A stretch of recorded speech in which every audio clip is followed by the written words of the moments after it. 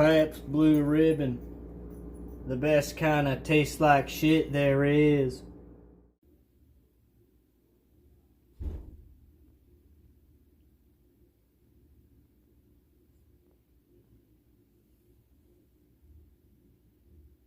That's steam. Steam.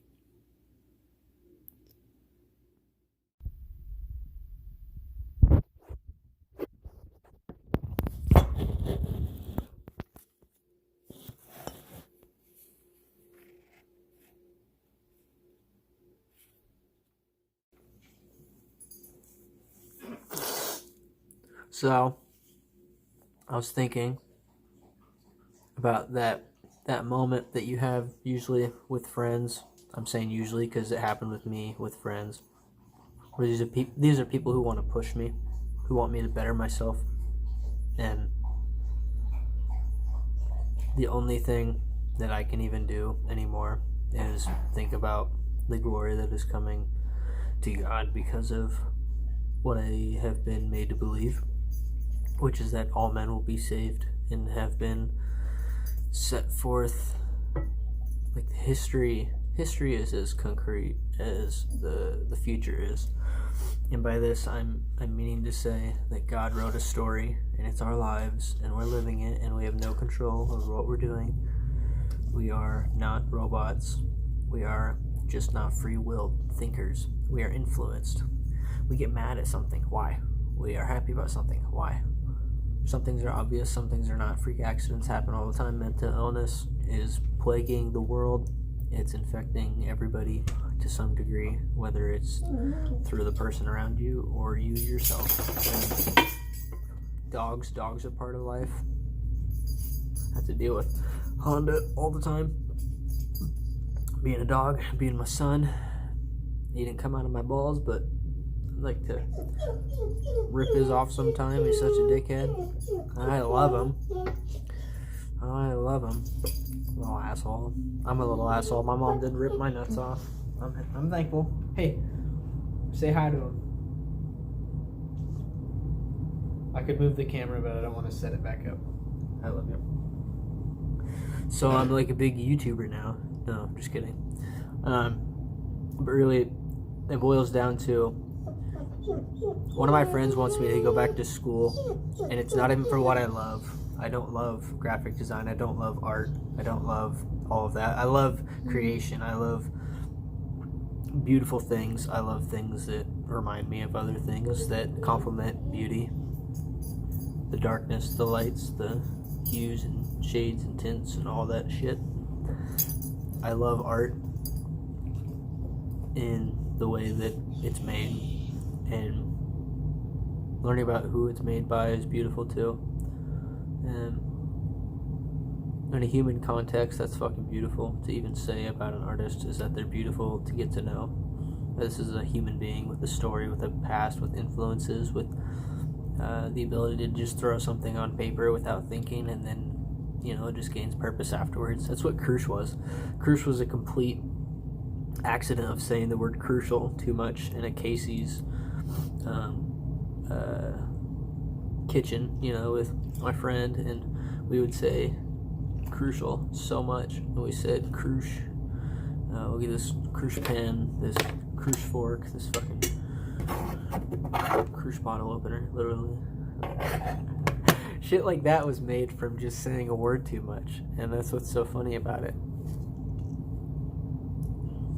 And it's not just the effects of that, it's the influences around it. It's what we did as people, what we did, where we spent our literal money. Like, it could have spent money on anything. And the person who I started Krush with is, like, really good with their money.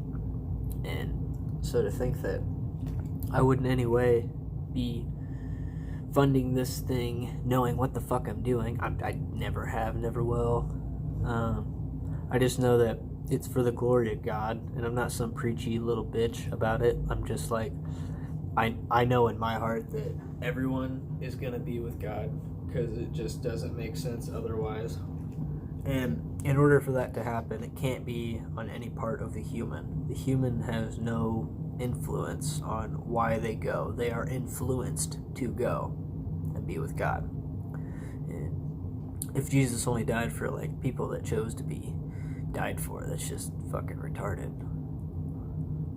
You don't die and then hope people love it afterwards. It's planned out in God's mind that he loves his son so much that he's willing to watch his son suffer and die and feel complete separation.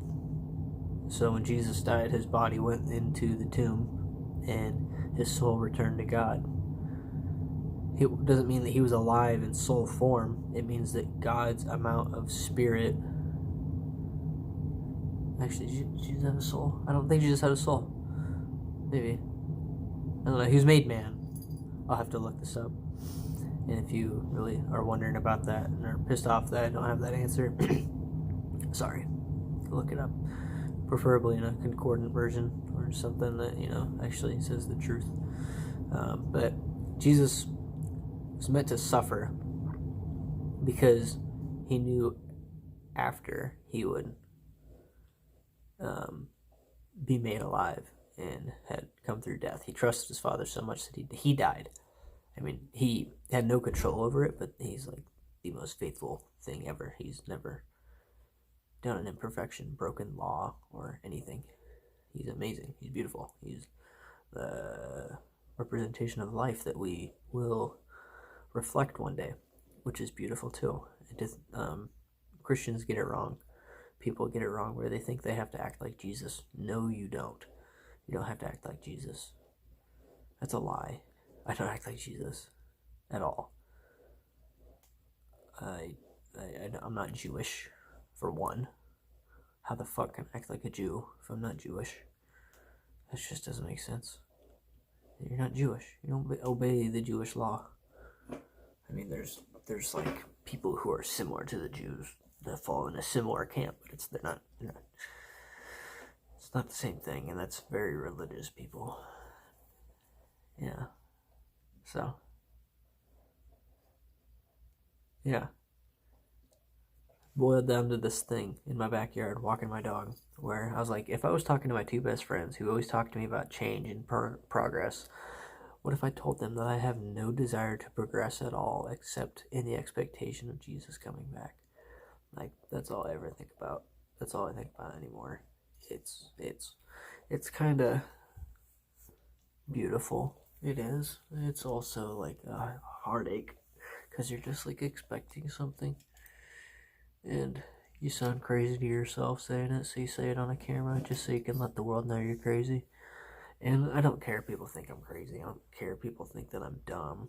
Or like, oh, this guy doesn't believe in free will. He's a fucking insane person who's gonna plan something out and say he couldn't have done otherwise. Like, no, dude, I just want to sit and listen to music and watch TV and like, watch YouTube videos and work and skate and hang out with friends. That's all I want to do. Chop up bodies. Just kidding. I don't want to do that. So, I'm just passionate about talking about what I give a fuck about. And that's expecting Christ. Knowing that I'm made alive because I've been crucified with Christ. All of humanity is, under like grace from God. Yes, bad shit happens, evil happens, but God doesn't sin by doing evil. Evil comes from him, but it's the contrast and ugly shit that we have to see to know that life is so much better, even to the point of death. We know that life is better because death sucks so much. But to him, death is nothing. When Jesus died, he just was like, alright, I'm gonna wait 3 days. For him, it's nothing. He just like puts it up. Jesus comes back, pearlier and whiter than ever. His linens, of course. I don't know about his skin. I don't think he got whitewashed then. Can you imagine that? The renewed Jesus was blonde and blue-eyed. Oh, that'd be funny. Or brown hair or something. Anyways, he was a Jew. He was out of his Jew suit. I don't know what Jesus looked like while he was in his Jew suit or not.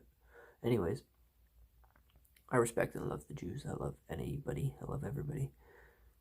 I just suck sometimes. So that's part of being human. Part of living in this flawed world. we're all still battling with sin and not necessarily at fault for the things that we do. Sin is in everybody. It's that anger, it's that desire to clench your teeth. It's wanting to say the last word. It's shit that it's just on your last nerve, like the thing that would snap you. It's horrible. Sin, I almost feel like I've tasted it. Like it's this gritty, disgusting, on the tip of your tongue thing you can't think of. It's so, it's just the worst. It's disgusting. It's on the tip of your tongue, tip of your teeth. You can't even tell anymore. You're just so upset about whatever it is that you can't say. You're just like, you can't express it. You don't want to hurt anybody. Maybe you do. It's like just not saying it. It's like not knowing what to say, not knowing what to do. It's the anxiety about the moment that's in front of you that you don't even know what you're going to say. And you don't know if you're going to be okay with it. And me, I learned that I have to be okay with everything. That's how it's planned out. It's how it's written.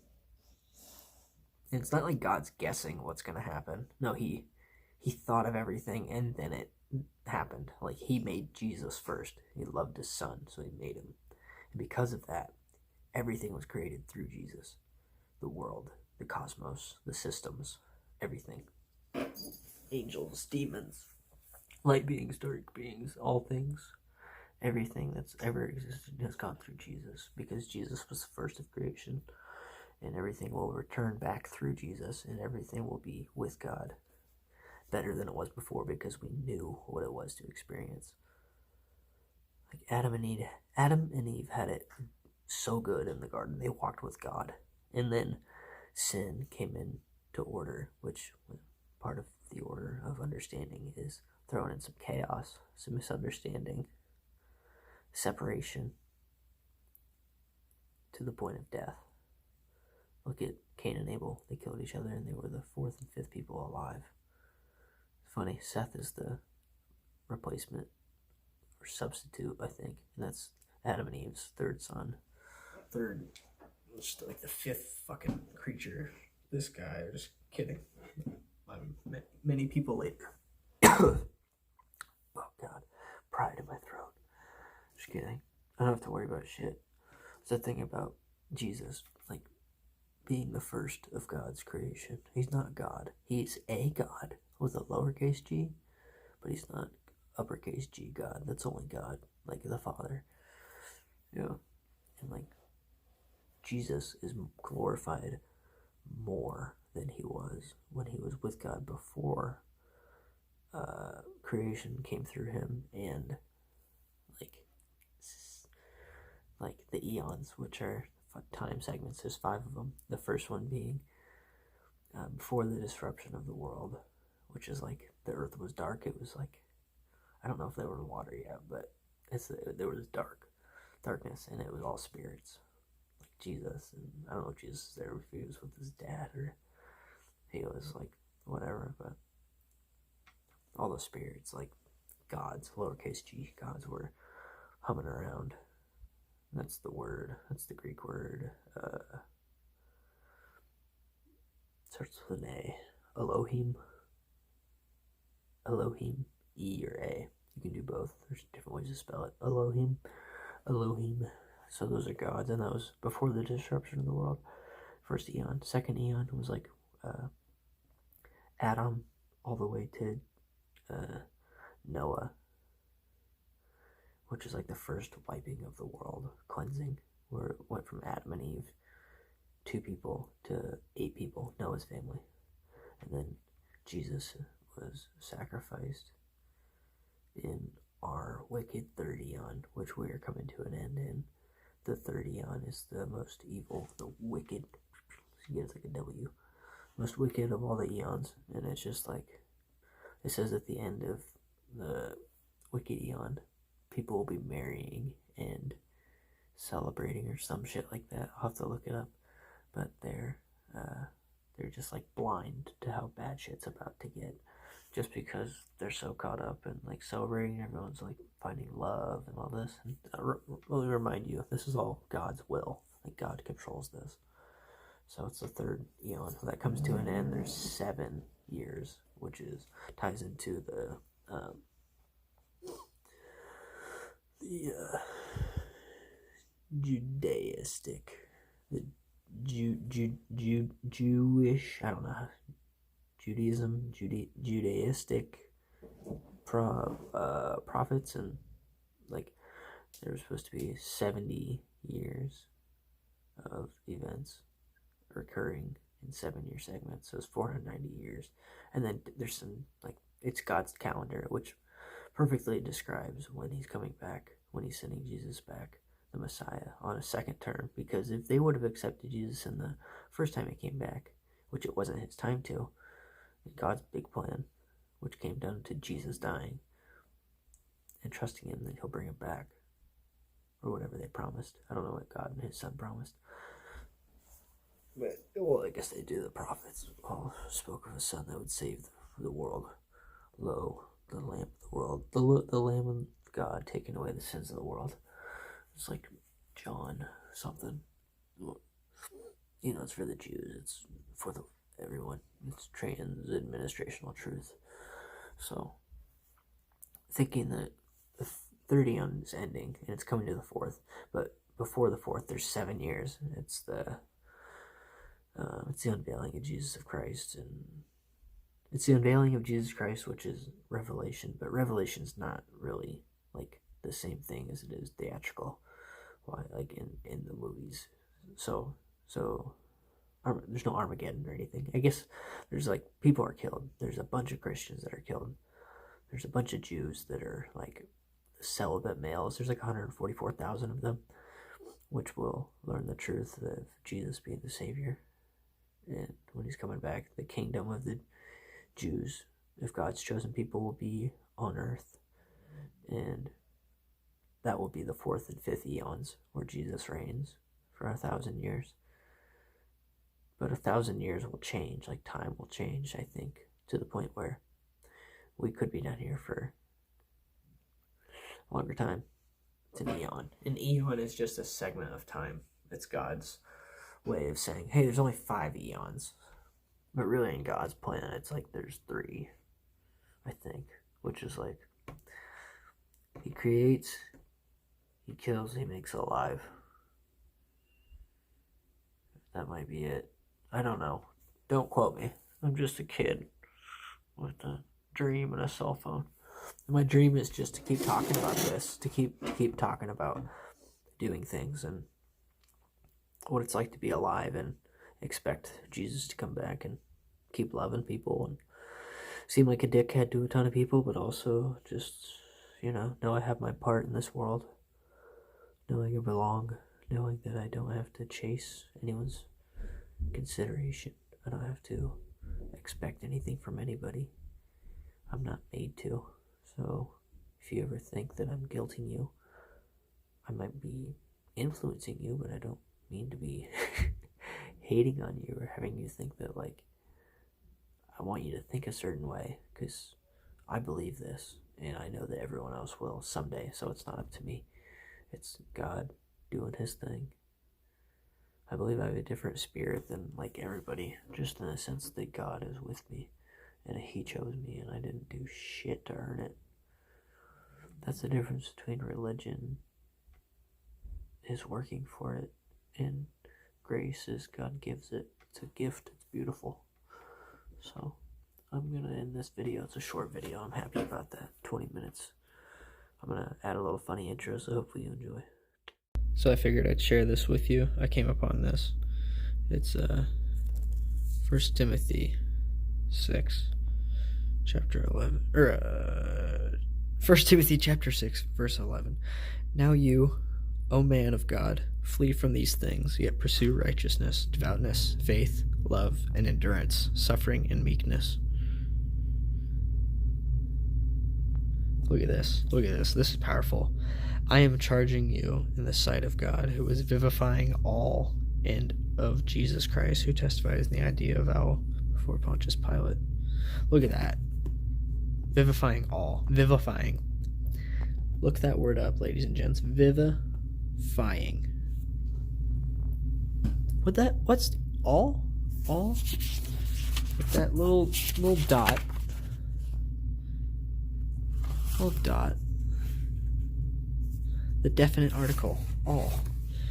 You know what's also beautiful about that? It said men, and next to men it had an H, which just means human. Greek is that much easier.